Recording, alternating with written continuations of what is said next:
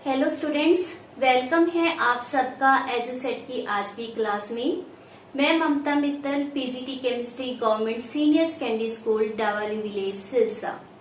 आज हम करने जा रहे हैं क्लास 10th का चैप्टर अम्ल, क्षारक तथा लवण। तो इस चैप्टर में अब तक आपने क्या क्या सीखा है? अम्ल क्या होते हैं, क्षारक क्या होते हैं, अम्ल तथा क्षारक की भविन्न धातुओं के साथ अभिक्रियाएं, अम्ल तथा क्षारक की भविन्न टाइप्स, जैसे कि आपने किया प्रबल क्षारक, दुर्बल क्षारक तथा प्रबल अम्ल, दुर्बल अम्ल। इसके बाद आपने सीखा पीएच किसे कहते हैं, पीएच की हमारी डेली लाइफ में क्या यूजेस हैं। तो बहुत से इंटरेस्टिंग टॉपिक आप इस लेसन में अब तक कर चुके हैं। होपफुली ये सभी टर्म्स आपको अच्छी तरह से लर्न होंगी। आज का हमारा टॉपिक उन्हीं टर्म के ऊपर ही बेस्ड है।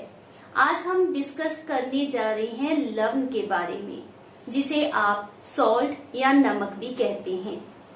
तो लवण क्या है? डिफरेंट टाइप्स ऑफ लवण, जैसे कि washing soda, baking soda, as well as bleaching powder. बहुत से इंटरेस्टिंग टॉपिक हैं आज की इस वीडियो में। तो आज की इस वीडियो को आपने अच्छी तरह से सुनना है, समझना है। स्टार्ट करते हैं। लवण किसे कहते हैं? जब हम अम्ल तथा क्षारक की एक दूसरे से अभिक्रिया करते हैं। यस, अम्ल तथा क्षारक की एक दूसरे के साथ अभिक्रिया करते हैं तो जो प्रोडक्ट बनता है उसे हम नाम क्या देते हैं? सॉल्ट या फिर नमक या लवण का। और इसके साथ हमारे पास क्या प्रोड्यूस होता है? वाटर। तो यह एक अभिक्रिया है जिसको हम कहते हैं न्यूट्रलाइजेशन रिएक्शन। बहुत सिंपल है। अम्ल की क्षारक के साथ अभिक्रिया करने से लवण तथा पानी बनता है। इसे हम फिर न्यूट्रलाइजेशन रिएक्शन कहते हैं। तो इस प्रक्रिया के द्वारा हमारे पास लवण बनते हैं। तो यहाँ पर हमने हाइड्रोक्लोरिक अम्ल की NaOH that is sodium hydroxide क्षारक के साथ अभिक्रिया की, जिसके द्वारा NaCl सोडियम हाइड्रोक्साइड लवण हमें प्राप्त हुआ। यह वही सॉल्ट है जो हम डेली लाइफ में घर में यूज करते हैं। तो इस प्रकार से आप वह मेंशन कर सकते हो।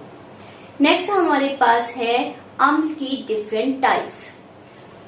तो हमारे पास लवण की 3 टाइप्स होती हैं: अम्लीय लवण, क्षारीय लवण, खनिज नमक या फिर चट्टानी लवण। तो यह नाम किस बेसिस के ऊपर मेंशन किए गए हैं? यह नाम इनके गुण धर्म के बेसिस के ऊपर मेंशन किए गए हैं। इस लवण को अम्लीय लवण इसलिए कहा जाता है क्योंकि इसमें एसिडिक कैरेक्टर अधिक होता है। एसिडिक कैरेक्टर अधिक होने का कारण क्या है कि यहाँ पर जो हम एसिड यूज करेंगे वह स्ट्रॉन्ग नेचर का होगा और जो बेस लेंगे वह दुर्बल नेचर का होगा। तो हमारे पास जब भी अम्लीय लवण फॉर्म करनी हो तो जो अम्ल लेंगे वह प्रबल होगा तथा जो क्षारक लिया जाएगा वह दुर्बल प्रकार का होगा। तो इससे हमारे पास जो लवण फॉर्म होगा वह क्या होगा? अधिक एसिडिक कैरेक्टर प्रोसेस करने वाला होगा। इसीलिए हम उसको अम्लीय लवण का नाम देते हैं। सिमिलरली H2SO4, यह आपको पता है सल्फ्यूरिक लवण जो कि एक प्रबल लवण है। NH4OH अमोनिया हाइड्रोक्साइड, यह क्या है? एक दुर्बल क्षारक। हमारे पास इससे जो लवण बनता है एक प्रबल अम्ल था, एक दुर्बल क्षारक था। तो इसमें कौन सा कैरेक्टर अधिक होगा? अम्लीय, क्योंकि हमारा अम्ल प्रबल है। दुर्बल क्षारक इसको पूरी तरह से न्यूट्रलाइज नहीं कर पाएगा। इसीलिए इसमें अम्लीय गुण अधिक होते हैं। तो अमोनिया सल्फेट हमारे पास क्या है, एक अम्लीय लवण। यदि पीएच की बात हम करें, क्योंकि यह अम्लीय लवण है, तो इनका पीएच हमारे पास 7 से कम होगा। सेकंड टाइप क्षारीय लवण। क्यों यह नाम इसे दिया गया, क्योंकि इसमें क्षारीय मीन्स बेसिक गुण जो होता है वह अधिक होता है। अधिक होने का कारण, क्योंकि इसमें जो क्षार लिया जाएगा वह क्या होगा, अधिक प्रबल। हमने यहाँ पर NaOH लिया जो कि एक प्रबल क्षारक है। उसकी अभिक्रिया अब हम किस अम्ल के साथ करेंगे, दुर्बल। क्योंकि हमने क्षारीय लवण फॉर्म करना है, तो ये जो क्षारक होगा यह प्रबल होगा और जो अम्ल होगा वह क्या होगा, दुर्बल। तो हम यहाँ पर ले रहे हैं कार्बोनिक एसिड H2CO3 जो कि एक दुर्बल अम्ल होता है। दोनों की अभिक्रिया से हमारे पास क्या फॉर्म होता है, सोडियम कार्बोनेट जो कि एक क्षारीय लवण है। अनदर रिएक्शन में हमने क्या यूज किया है, KOH पोटाशियम हाइड्रोक्साइड। यह क्या होता है, प्रबल क्षारक। इसकी अभिक्रिया फास्फोरिक अम्ल के साथ की गई है। फास्फोरिक अम्ल आपको पता है एक वीक टाइप का एसिड है, दुर्बल अम्ल होता है। तो जो लवण बनेगा उसमें क्षारीय गुण अधिक होगा। तो K3PO4 यह एक क्षारीय लवण। थर्ड कैटेगरी वो आप कॉमनली जानते हो, हमने स्टार्टिंग में ही यह एग्जाम्पल यूज की है, खनिज नमक या फिर चट्टानी लवण की।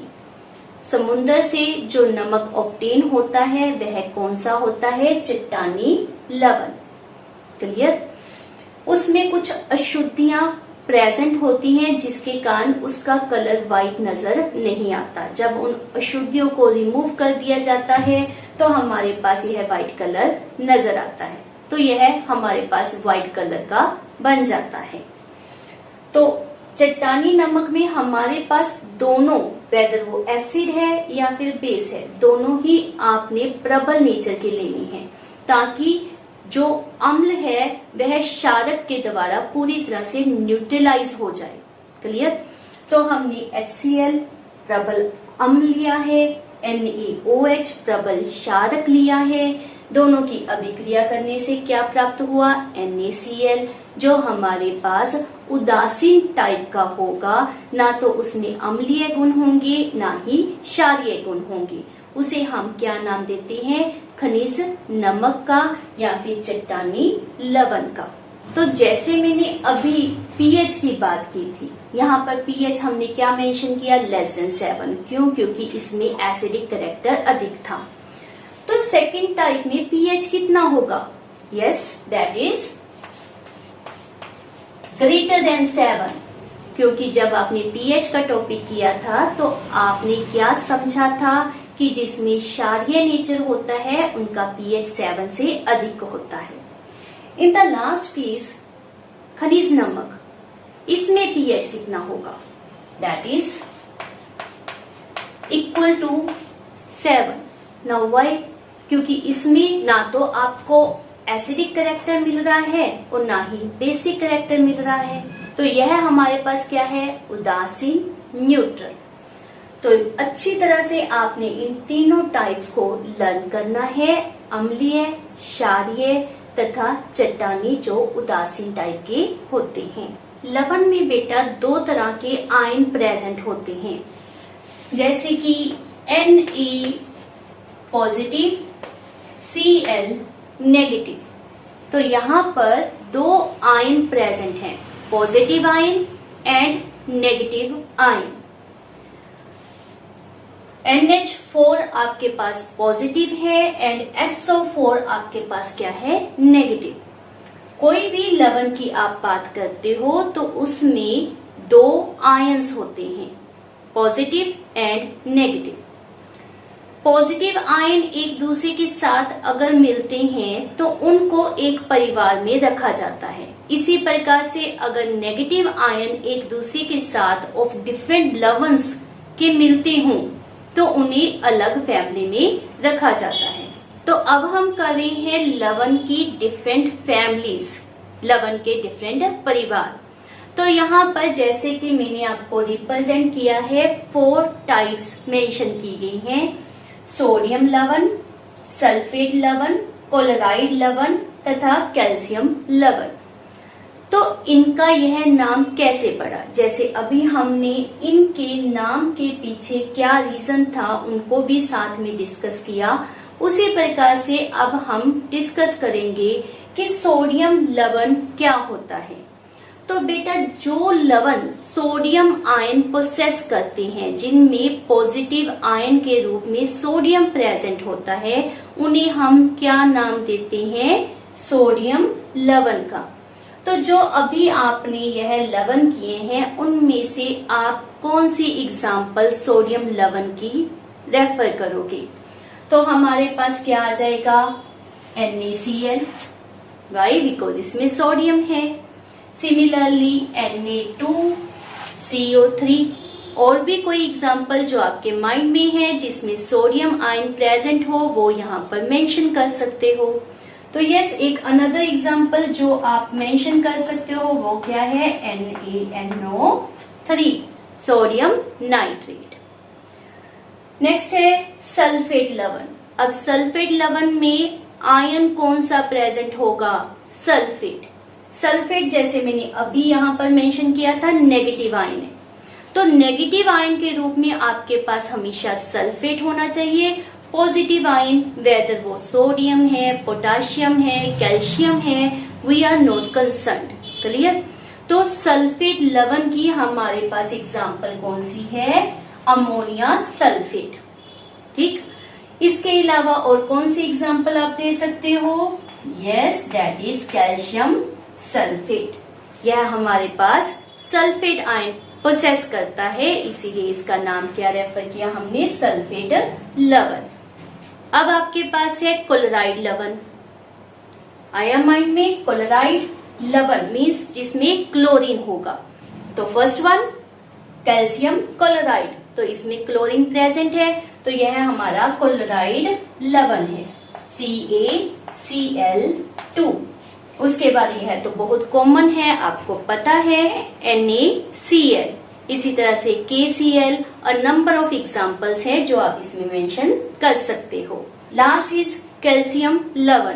तो कैल्शियम लवण में हमारे पास क्या एग्जाम्पल होगी, CaCl2। अगेन हम इसको यहाँ पर लिखेंगे, reason because we are now main attention किसको दे रहे हैं कि इसमें कैल्शियम प्रेजेंट है। As well as any other example क्या रेफर कर सकते हो, लाइक CaCO3, कैल्शियम कार्बोनेट, तो यहाँ पर कैल्शियम प्रेजेंट है, तो यह भी क्या होगा, कैल्शियम लवण। Sodium chloride very very important. क्यों इसको इतनी इंपॉर्टेंस दी जाती है, क्योंकि इसके उपयोग से हम डिफरेंट टाइप के लवण ऑब्टेन कर सकते हैं, जैसे कि sodium hydroxide, washing soda, baking soda, विरंजक चूर्ण से बनाए जाते हैं। तो अब हम 1 बाय 1 डिफरेंट लवण किस तरह से सोडियम क्लोराइड से ऑब्टेन किए गए, क्या उनकी यूजेस हैं, उनके बारे में स्टडी करते हैं। सोडियम हाइड्रोक्साइड का सूत्र होता है NaOH।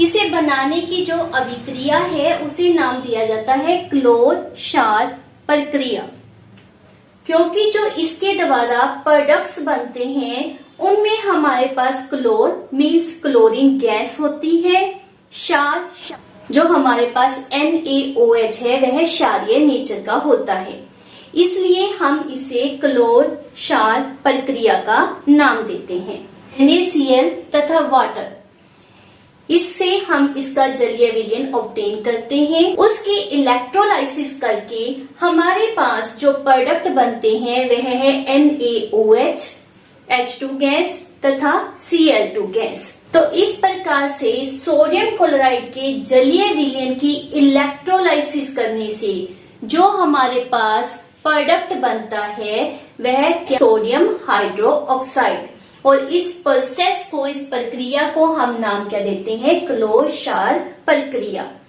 इलेक्ट्रोलाइसिस में आपको पता है 2 इलेक्ट्रोड यूज किए जाते हैं, कैथोड तथा एनोड। तो हमारे पास क्लोरीन जो गैस है वह एनोड के ऊपर रिलीज होती है तथा सोडियम हाइड्रोक्साइड कैथोड के ऊपर बनता है। तो यह हाइड्रोजन गैस कहां पर प्रोड्यूस होगी? कैथोड के ऊपर हमने क्या मेंशन किया है? NaOH फॉर्म हुआ है। एनोड के ऊपर क्लोरीन गैस फॉर्मेशन होती है, तो यह गैस कहां पर प्रोड्यूस होगी? यह गैस भी याद रखना है, जहां पर हमारे पास NaOH बनता है वहीं पर प्रोड्यूस होती है। मींस कैथोड के ऊपर आपके पास H2 गैस भी प्रोड्यूस होगी तथा NaOH लवण भी बनेगा और एनोड के ऊपर हमारे पास क्लोरीन गैस प्रोड्यूस होती है। ये तीनों ही जो प्रोडक्ट हैं they are very important because उनकी बहुत सी यूजेस हैं। तो अब हम स्टडी करते हैं कि इनकी क्या यूजेस हैं। NaOH जो हमारे पास लवण प्रोड्यूस हुआ है, इसका उपयोग धातुओं से ग्रीस हटाने के लिए, साबुन तथा अपमार्जक मीन्स डिटर्जेंट में इसका उपयोग किया जाता है। कागज बनाने के लिए इनका उपयोग होता है। As well as artificial fibre, कृत्रिम फाइबर में भी इनका उपयोग किया जाता है। नेक्स्ट है H2 गैस। H2 गैस का उपयोग ईंधन के रूप में किया जाता है। मार्गरीन बनाने में भी इसका उपयोग होता है। खाद के लिए अमोनिया बनाने में भी H2 गैस का उपयोग होता है। इन गैस का उपयोग जल को साफ करने में किया जाता है। स्विमिंग पूल में भी पानी को साफ करने के लिए क्लोरीन गैस का उपयोग किया जाता है।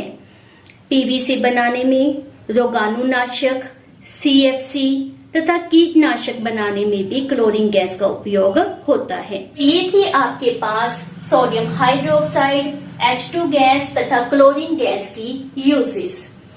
तो प्रश्न यह है कि हमारे पास क्लोज-शार प्रक्रिया क्या है और इससे जो उत्पाद बने हैं उनकी डिफरेंट यूजेस मेंशन करनी है।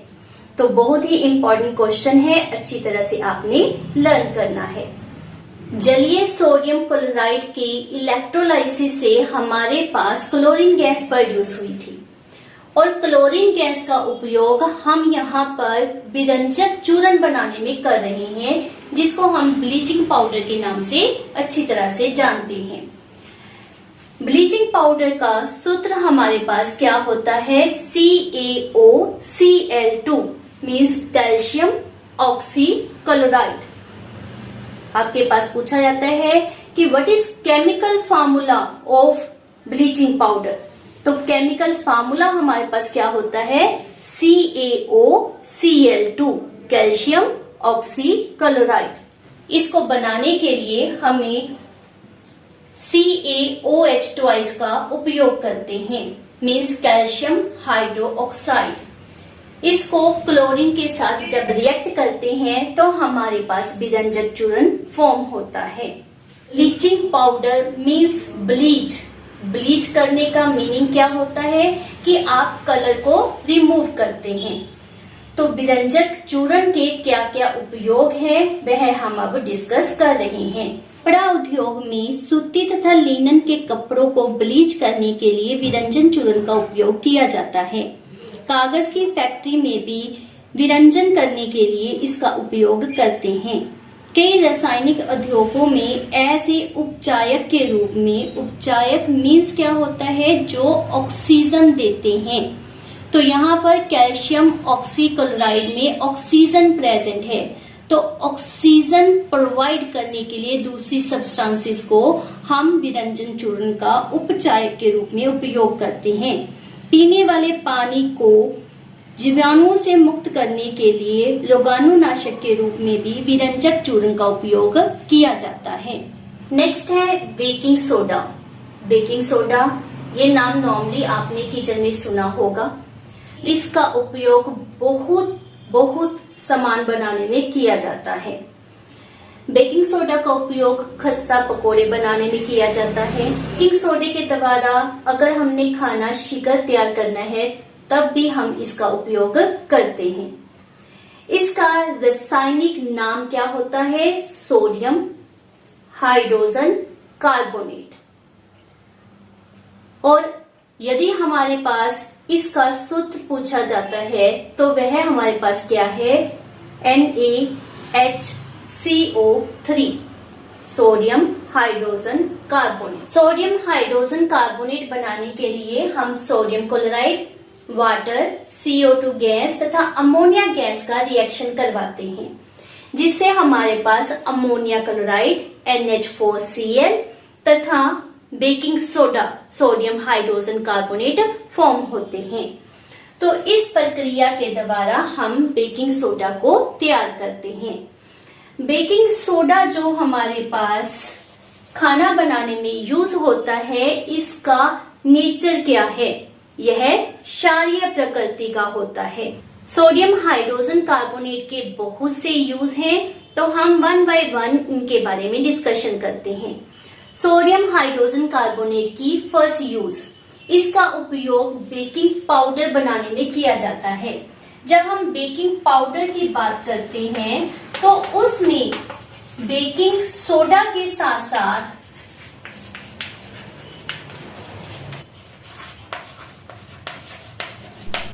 अम्ल भी प्रेजेंट होता है। वो कौन सा होता है? Tartaric acid. टार्टारिक एसिड के प्रेजेंस से क्या बेनिफिट होगा? देखिए, जो हमारे पास बेकिंग सोडा होता है, हमने अभी डिस्कस किया, उसका नेचर क्षारीय होता है, मीन्स वह कड़वे होते हैं। यदि उनमें हम अम्ल को मिक्स कर देते हैं तो उससे रिजल्ट क्या होगा कि इनकी प्रकृति जो है वह उदासीन बन जाएगी, जिसके कारण आपके किसी भी फूड प्रोडक्ट में टेस्ट में चेंज नहीं आएगा। जब हम बेकिंग सोडा को गर्म करते हैं, ये H पॉजिटिव एसिड के लिए मैंने मेंशन किया है, तो उससे हमारे पास CO2 gas, because of this one CO2 gas produce होगी और साथ में हमारे पास क्या फॉर्म होगा? वाटर और अम्ल का सोडियम लवण।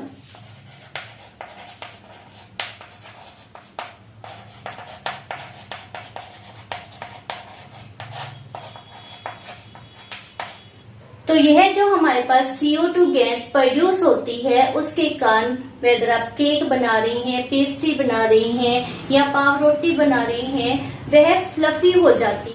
तो उसमें जो खमीर है वह फूल जाएगा, वह स्पंजी हो जाएगी, सॉफ्ट हो जाएगी। तो इस प्रकार से बेकिंग पाउडर प्रॉपर वर्किंग करता है। तो बेकिंग पाउडर बनाने में हमने किसका उपयोग किया? बेकिंग सोडा का। तो यह थी इसकी first use. Second use, sodium hydrogen carbonate भी एक एंटीसिड है। क्षारीय होने के कारण यह पेट के अम्ल की अधिकता को उदासीन करके राहत पहुंचाता है। इसका उपयोग सोडा अम्ल अग्निशामक में भी किया जाता है। प्रेशन की बेकिंग सोडा के क्या उपयोग हैं, आप अच्छी तरह से लिख सकते हैं। इसकी डिफरेंट यूजेस आपने अच्छी तरह से लर्न करनी है। नेक्स्ट है हमारे पास धावन सोडा, होने का सोडा, वॉशिंग सोडा जिसे आप नॉर्मली रेफर करते हो। इसका सूत्र हमारे पास क्या है? Na2CO3 10H2O। यह हमारे पास इसका सूत्र होता है। This is very very important compound. हमारे पास धोने का सोडा किस प्रकार से बनता है? जब हम बेकिंग सोडा को गर्म करते हैं तो हमारे पास क्या ऑब्टेन होगा? Sodium carbonate. इसको हम क्या नाम देते हैं? Sodium hydrogen carbonate. जब इसको गर्म करते हैं तो क्या बनता है? Sodium carbonate, water and CO2। अभी यह धोने का सोडा नहीं बना, इसे वॉशिंग सोडा बनाने के लिए हमें क्या करना है? इसकी रिएक्शन करनी है विद 10 वाटर मॉलिक्यूल्स। तो जब आप इसकी 10 वाटर मॉलिक्यूल्स के साथ रिएक्शन करते हो तो आपके पास वॉशिंग सोडा ऑब्टेन हो जाएगा। इस वाटर को हम रेफर करते हैं वाटर ऑफ क्रिस्टलाइजेशन। तो यहाँ पर हमारे पास Na2CO3 10H2O जो लवण ऑब्टेन हुआ है, इसका नेचर कौन सा होता है? क्षारीय, क्योंकि यह हमारे पास प्रबल क्षारक से ऑब्टेन किया गया है। वॉशिंग सोडा की हमारी डेली लाइफ में बहुत सी यूजेस हैं, तो वो कौन कौन सी यूजेस हैं हम उनके बारे में अब डिटेल में स्टडी कर रहे हैं। फर्स्ट वन, सोडियम कार्बोनेट का उपयोग कांच, साबुन एवं कागज उद्योग में किया जाता है। इसका उपयोग बोरेक्स जैसे सोडियम यौगिक के उत्पादन में होता है। सोडियम कार्बोनेट का उपयोग घरों में साफ सफाई के लिए भी होता है। जल की स्थायी कठोरता को हटाने के लिए इसका उपयोग किया जाता है। तो ये थे हमारे पास important uses of washing soda. हमारा इम्पोर्टेंट लवण है प्लास्टर ऑफ पेरिस। इसका फार्मूला भी बहुत इंटरेस्टिंग है, that is CaSO4 half H2O, calcium sulphate hemihydrate. Hemihydrate हमने वर्ड क्यों यूज किया? क्योंकि इसमें पानी का आधा मॉलिक्यूल ही यूज किया गया है। कैल्शियम सल्फेट हेमीहाइड्रेट बनाने के लिए हमने जिप्सम को यूज करना है। जिप्सम को जब 373 केल्विन के ऊपर गर्म किया जाता है तो इसमें प्रेजेंट 2 वाटर मॉलिक्यूल में से 1.5 वाटर मॉलिक्यूल इवेपोरेट कर जाते हैं और आपके पास ऑब्टेन होता है plaster of Paris. Clear? Plaster of Paris एक व्हाइट चूर्ण होता है। जब आप इसको पानी में घोलते हो तो आपके पास जो ठोस पदार्थ प्राप्त होता है उसकी अ नंबर ऑफ यूजेस हैं। तो प्लास्टर ऑफ पेरिस की क्या क्या यूजेस हैं उसके बारे में हम स्टडी करते हैं। प्लास्टर ऑफ पेरिस का उपयोग प्लास्टर में किया जाता है। जैसे जब किसी इंसान की हड्डी टूट जाती है तो उसको सही जगह पर फिक्स करने के लिए डॉक्टर्स के द्वारा जो प्लास्टर लगाया जाता है वह क्या यूज करते हैं उसमें? POP, प्लास्टर ऑफ पेरिस में। सजावट का सामान बनाने के लिए इसका उपयोग किया जाता है। खिलौने बनाने में भी इसका उपयोग किया जाता है। एज वेल एज किसी भी सरफेस को अगर कर स्मूथ करना है, चिकना बनाना है, तब भी हम प्लास्टर ऑफ पेरिस का उपयोग करते हैं। तो हमारे पास इन लास्ट 2 कंपाउंड में एक सिमिलैरिटी है कि यहाँ पर आपके पास फार्मूले में वाटर मेंशन किया गया है। इस वाटर को हम नाम देते हैं water of crystallisation. That is यह पानी क्रिस्टलीकरण के द्वारा इस लवण के एक सूत्र इकाई में जल की निश्चित अणुओं की संख्या को क्रिस्टलन का जल कहते हैं। कि यहाँ पर हमारे पास 10 वाटर मॉलिक्यूल फिक्स अमाउंट है, मींस जब भी आपने धोने का सोडा लिखना है, धावक सोडा लिखना है, तो उसमें 10 वाटर मॉलिक्यूल ही लिखे जाएंगे। और इसमें ओनली हमारे पास क्या रेफर किया जाएगा? Half water molecule. अब यह हाफ वाटर मॉलिक्यूल कैसे पॉसिबल है? इनफैक्ट CaCO3 के 2 मॉलिक्यूल के साथ इसका वाटर का 1 मॉलिक्यूल कंबाइन करता है। दैट मीन्स 1 के साथ हाफ वाटर मॉलिक्यूल कंबाइन करेगा। इसीलिए हमने इसके फार्मूले को कैल्शियम सल्फेट हेमीहाइड्रेट का नाम दिया है। तो इन दोनों कंपाउंड में आपके पास फिक्स अमाउंट में वाटर मॉलिक्यूल प्रेजेंट है। इसे हम क्रिस्टलन का जल भी कहते हैं। कॉपर सल्फेट, उसमें हमारे पास 5H2O प्रेजेंट होते हैं। कॉपर सल्फेट को जब आप एक ड्राई टेस्ट ट्यूब में गर्म करोगे तो इसके कलर में चेंजेस आती हैं। किस प्रकार से? यह नॉर्मली किस कलर में मिलता है? आपके पास लैब में यह प्रेजेंट है। कौन से कलर का होता है? Yes, that is blue colour. जब आप इसको गर्म करते हो तो क्या होगा? ये 5 वाटर मॉलिक्यूल रिमूव हो जाएंगे, इवेपोरेट हो जाएंगे। तो हमारे पास ओनली कॉपर सल्फेट रह जाएगा और उसका कलर क्या हो जाएगा? व्हाइट। और अगेन इंटरेस्टिंग टर्म कि जब आप इन व्हाइट CuSO4 बिकॉज अब पानी रिमूव हो चुका है तो हम इसे क्या रेफर करेंगे, कॉपर सल्फेट ओनली। तो जब ये व्हाइट कॉपर सल्फेट को आप दोबारा से पानी में डालते हो तो यह दोबारा से ब्लू कलर का हो जाता है। वाई? बिकॉज इसने दोबारा से 5 वाटर मॉलिक्यूल ऑब्टेन कर लिए। तो है ना यह इंटरेस्टिंग एक्सपेरिमेंट, किस तरह से वाटर मॉलिक्यूल इनमें प्रेजेंट होते हैं और इवन वाटर मॉलिक्यूल प्रेजेंट होने के बाद भी यह बिल्कुल ड्राई होते हैं। तो इस टर्म को आपने अच्छी तरह से लर्न करना है। So this is all about our today's topic. क्या क्या हमने पढ़ा है? हमने सीखा आज कि लवण क्या होता है, उदासीनीकरण अभिक्रिया किसे कहते हैं, मीन्स न्यूट्रलाइजेशन रिएक्शन क्या है, लवण की डिफरेंट टाइप्स और इंटरेस्टिंग लवण जैसे कि धोने का soda, plaster of Paris, baking soda, bleaching powder. So इनको अच्छी तरह से विद देयर यूजेस आपने याद रखना है। अब हम कर रहे हैं इनके साथ जुड़े हुए कुछ ऑब्जेक्टिव क्वेश्चंस। फर्स्ट प्रश्न, जल को जीवाणु रहित बनाने के लिए उपयोगी पदार्थ है। तो दिए हुए पदार्थों में से हमारे पास क्या आंसर आएगा? विरंजक चूर्ण, that is D option. Next question, विरंजक चूर्ण का रासायनिक सूत्र है। तो दिए हुए ऑप्शन में से क्या आएगा? CaOCl2, that is bleaching powder का जो सूत्र होता है। तो आंसर सी। नेक्स्ट क्वेश्चन, अपच का उपचार करने के लिए निम्न में से किस औषधि का उपयोग होता है? अपच मीन्स एसिडिटी, तो एसिडिटी के उपचार के लिए क्या यूज होगा? Antacid, that is answer C. Last question, sodium carbonate का अणुसूत्र है।